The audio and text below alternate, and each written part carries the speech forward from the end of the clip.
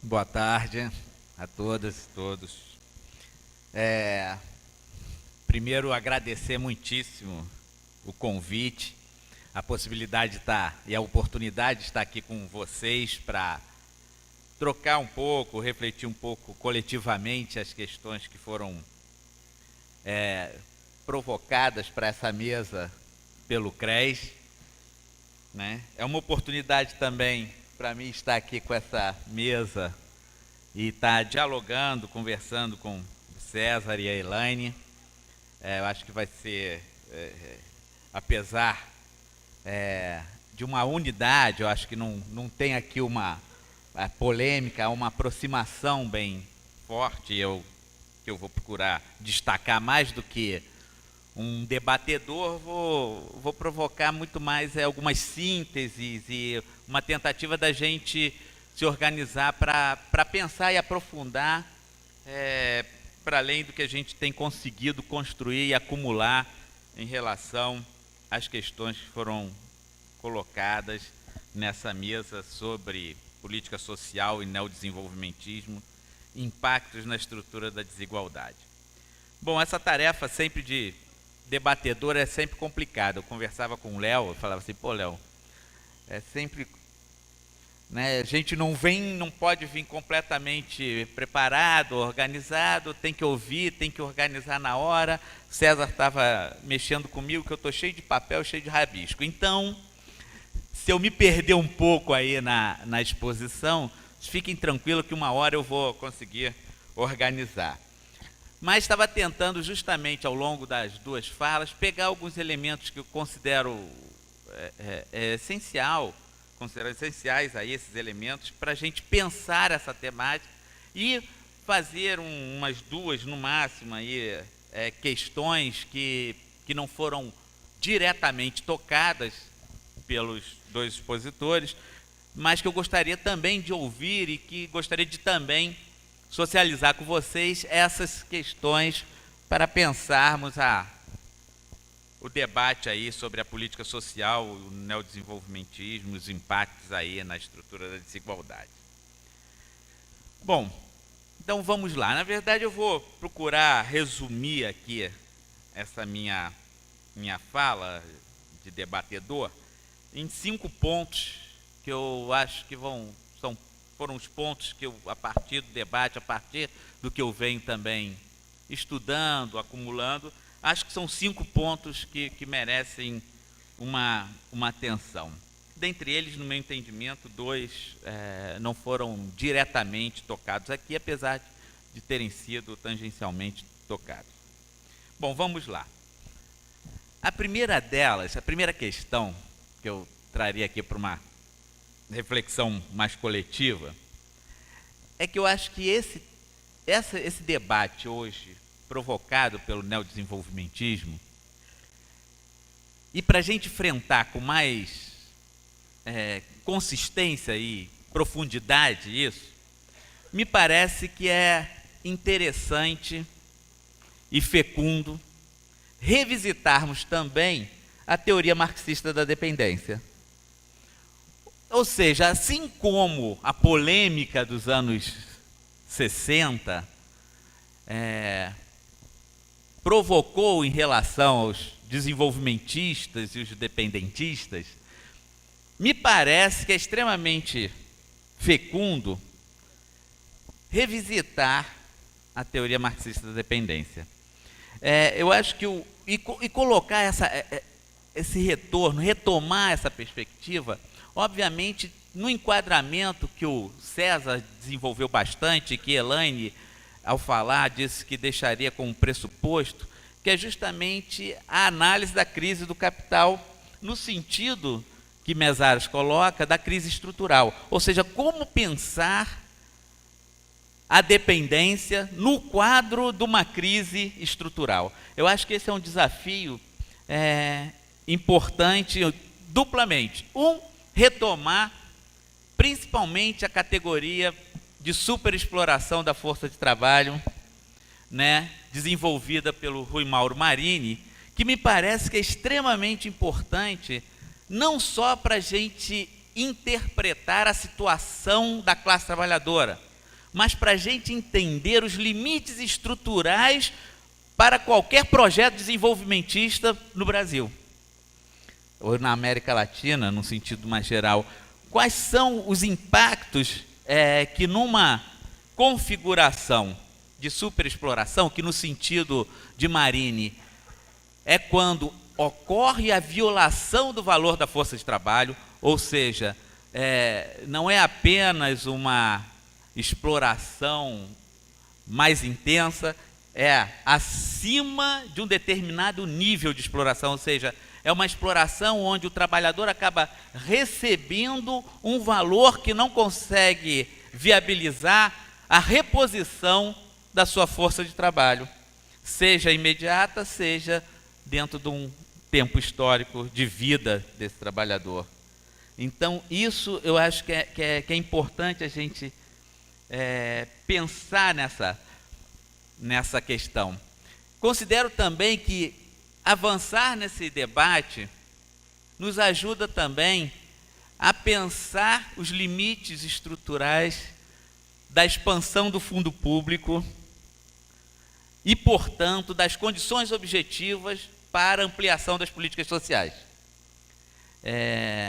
Eu penso que discutir o problema nesse quadro, levantado pelo César, referenciado pela Elaine, da crise estrutural e o comportamento da transferência de valor para o centro, da periferia para o centro, que implica, obviamente, nessa condição e necessidade de superexplorar a força de trabalho aqui, para compensar essa transferência e, portanto, para viabilizar a acumulação interna do capital, me parece que isso já demonstra e mostra e indica a necessidade do fundo público compensar também essa transferência de valor e, portanto, a necessidade dos recursos públicos para a própria dinâmica de acumulação interna do capital.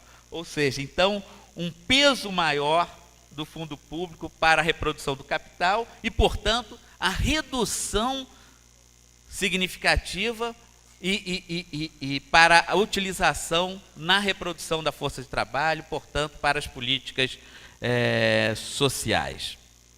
Então, esse movimento, entender melhor esse quadro, e aí no sentido também, obviamente, das condições da própria classe trabalhadora, vai mostrar aí talvez um panorama que nos ajude a enfrentar criticamente isso que tem sido colocado pelos ideólogos do neodesenvolvimentismo, certo? Então, a primeira questão que eu colocaria seria essa. Eu acho também que o César abordou e levantou e resgatou o Chico de Oliveira, lá na Crítica à Razão Dualista, que, no meu entendimento, ali tem uma chave interessante para pensar a forma concreta como essa superexploração ocorre no desenvolvimento do capitalismo brasileiro. Eu acho que o caminho que o Chico faz para analisar o processo de desenvolvimento do capitalismo brasileiro a partir aí da manutenção de uma estrutura rural que vai ser organizada sem regulamentação, sem reestruturação, isso acaba possibilitando uma superexploração no campo que vai afetar a produção dos gêneros alimentícios a baixo custo, que vai afetar o salário da força de trabalho urbana. Então, essa imbricação, essa relação dialética entre esses processos me parece fecundos aí para a gente interpretar. Então, uma questão que aí eu colocaria para todos aí é se esse caminho não seria um caminho fecundo também para esse debate. Segundo ponto que na verdade eu só vou reforçar, porque a Elaine já apresentou isso de forma detalhada, é que, e o César também deixou isso muito claro, é que o que está, do ponto de vista do governo hoje, apesar de todos os indicadores sociais, a Elaine trouxe aí, listou, procurando mostrar e difundir uma ideia de que estamos num processo de melhora social, e aí pegam indicadores sociais que apresentam efetivamente, por mais que você possa discutir a substância dele, apresentam uma melhora social, é a questão que a Elaine deixou isso muito claro, que é, mas quais as razões dessa melhora? Ou seja, o que explica essa melhora? É uma mudança estrutural consistente? Eu acho que a análise que a Elaine fez deixou claríssimo, não tem mudança estrutural. E ela, quando se fundamenta no Reinaldo, e a gente poderia pensar no texto do Carcanholo também, sobre a vulnerabilidade externa, poderíamos pensar no texto do Luiz Figueira, sobre o modelo liberal periférico, enfim, são análises que mostram como, durante os 10 anos do governo PT, não houve uma alteração estrutural do modelo econômico.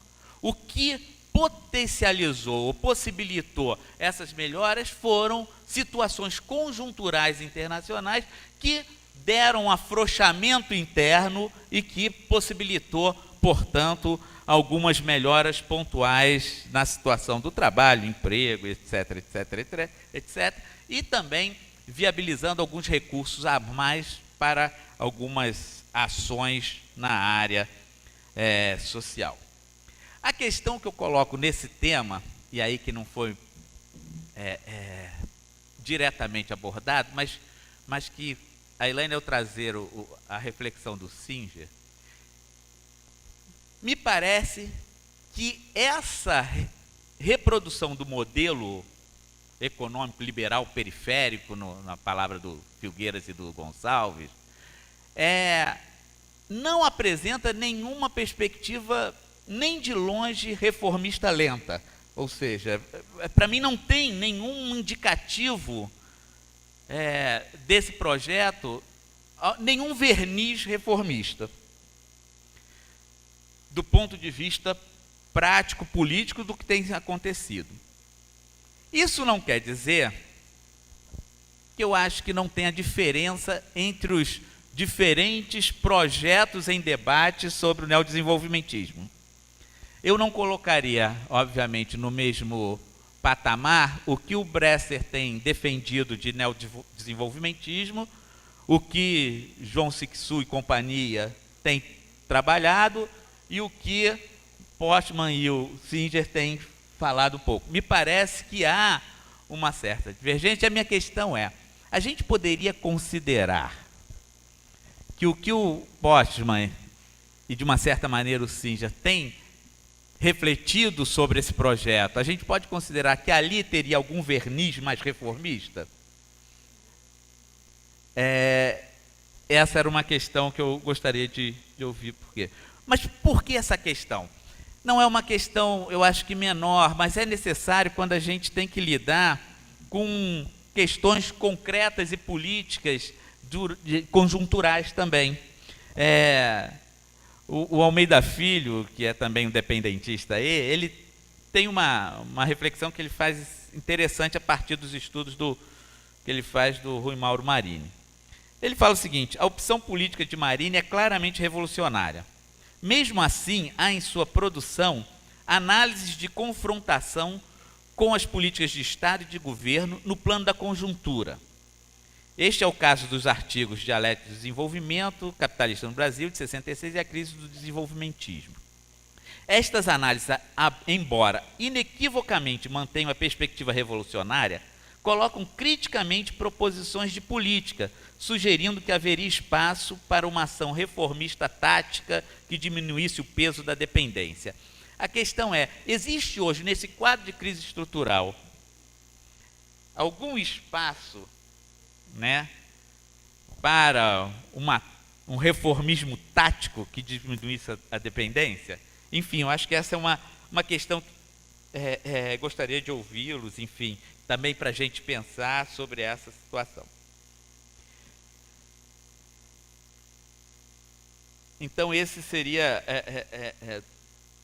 já entrando aí no terceiro ponto, né? Seria essa reflexão sobre essas diferentes vertentes aí, se a gente poderia considerar diferentes vertentes do neodesenvolvimentismo. O quarto é sobre a política social e o impacto na desigualdade. Aí chamar atenção duas coisas. Uma é aquilo que a Elaine falou, vamos ter muito cuidado com essa poluição de indicadores sociais. Eu acho que isso tem que ter muita atenção, a gente não entrar nessa mistificação, entender bem o processo que está ocorrendo, que é da manutenção da própria lógica da política social, num sentido de assistencialização, no meu entendimento. A Elaine apresentou os dados aqui, poderia ter apresentado outros também, que mostram efetivamente a manutenção fortíssima de concentração e de elevação dos recursos para os programas de transferência de renda e uma manutenção no orçamento da área social das demais políticas sociais. E mesmo no campo da assistência social, você tem aí um valor restrito de recursos para o fortalecimento das ações socioeducativas assistenciais, né? Então, você tem um fortalecimento no campo da política de assistência social dos programas de transferência de renda, mas não recurso suficiente para garantir os direitos socioassistenciais no campo da assistência. Eu acho que esse é um elemento para a gente estar muito atento, mesmo porque a arrogância do governo está tamanha que recentemente eu estive numa reunião em Brasília para o Plano Nacional de Capacitação do SUAS, e aí o coordenador do Brasil Sem Miséria soltou as seguintes pérolas. Uma, dizendo o seguinte: a academia está defasada em relação ao que está acontecendo na política social. Aí ele vai dizer por que a academia está defasada em relação à política social, a análise das políticas sociais no Brasil. Ele fala, é uma besteira isso que a academia fala, de haver uma subordinação da política social do governo à política econômica restritiva. Não há essa dicotomia, a política social e a política econômica vão no sentido progressista de desenvolvimento. A segunda pérola, o Brasil não implementa políticas sociais orientadas pelos organismos internacionais. Muito pelo contrário, o Brasil é a referência por organismos internacionais. Óbvio, ele começou a implementar de forma competente as políticas antes indicadas pelos organismos, agora ele só pode ser referência para o mundo. Inclusive os organismos internacionais difundindo isso. Bom, mas isso ele não tratou, obviamente. A terceira pérola. Não há nas políticas sociais brasileiras priorização das políticas focalizadas. E quarto, houve uma ampliação significativa de recursos para as políticas sociais. Então, assim, a arrogância é tremenda, que o cara tem a cara de pau de falar isso no meio de uma plenária de professores universitários, porque quem foram convidados para a reunião foram da universidade. Obviamente, eu não conseguia ficar calmo nem calado. O quinto... mais uma outra questão em relação a esse tema, política social e desigualdade. O Matias Luz fez um estudo agora, recentemente, mostrando o processo de superexploração a partir de dados empíricos, no caso brasileiro. Então, ele pega tanto a questão do pagamento da força de trabalho abaixo do seu valor, tendo como referência o salário mínimo do DIEESE. Ele procura mostrar que, mesmo havendo uma melhora do salário, essa melhora coloca o valor da força de trabalho abaixo do que é necessário para a reprodução do trabalhador. Tem dados sobre o prolongamento da jornada de trabalho, dados sobre a intensidade do trabalho, o aumento da intensidade do trabalho que está gerando doenças no trabalhador e como isso impacta a vida, a expectativa de vida do trabalhador e, portanto, reduz aí a capacidade da vida desse trabalhador e, portanto, o consumo dele que não consegue se reproduzir. E, por último, ele ainda mostra que há todo um processo de aumento do elemento histórico-moral aí do valor da força de trabalho que não tem sido revertido em salário. Portanto, uma série de elementos que indicam empiricamente a manutenção da estrutura de superexploração da força de trabalho no Brasil. Bom, o que eu acho que é interessante reforçar a partir desses elementos? É justamente a gente ter clareza desse quadro que a gente está vivendo, na medida em que nós temos que intervir nesse quadro. Então, explicitar essa situação é para a gente conseguir enxergar com mais clareza essa situação, para podermos definir estratégias coerentes com a reversão de um processo que é esse. Se não houvesse uma possibilidade desse debate provocado aí, organizado pelo CRES, certamente a gente ia entrar mais uma vez por uma discussão sobre a intervenção profissional descontextualizada da realidade social. Então, isso eu estou falando para chegar no último ponto, que é justamente o exercício profissional. Eu acho que a Elaine também abordou isso, e eu acho que essa questão é fundamental. A gente entender que, do ponto de vista do serviço social, mostra-se extremamente necessário para uma intervenção efetiva na realidade, entender as possibilidades e os limites desse processo aí de intervenção. E para a gente entender esses limites, essas possibilidades, se a gente não tiver clareza da realidade social na qual nós estamos intervindo, nós estamos inserindo, efetivamente fica muito difícil a gente traçar projetos de intervenção comprometidos com o avanço dos direitos, comprometido com a expansão da igualdade, comprometido com o avanço da justiça social, comprometido com a superação dessa ordem. Então, eu acho que esse elemento é fundamental. Esse debate todo, eu acho que está muito, como o César falou e Elaine também, ainda é recente, né? O primeiro texto aí, o César falou do Bresser, é de 2004, quando ele vai organizando isso. Então, é muito recente isso, mas eu acho que vocês têm aí disponíveis já para baixar na internet dois livros que sintetizam bem isso que nós fizemos aqui. Aí eu já sugiro a vocês. Já está na internet os 10 anos de governo pós-neoliberais no Brasil, Lula e Dilma, que é organizado pelo Emir Sader. E, obviamente, esse livro traz diferentes intelectuais e militantes que vêm defendendo a tese do neodesenvolvimentismo. Por outro lado, saiu também esse livro que eu citei anteriormente, ele saiu pela Boitempo e Flaxo. E um outro livro que saiu agora, também esse ano, que é Desenvolvimento e Dependência, Cátedra Rui Mauro Marini, que saiu, está disponível no site do IPEA, e que traz um levantamento do debate da teoria da marxista da dependência, procurando reatualizar, revisitar, enfim, retomar esse debate. Me parece que esses elementos nos ajudam, assim, a pensar a intervenção profissional. E, nesse sentido, para concluir, eu lembro aqui das palavras do professor José Paulo Neto.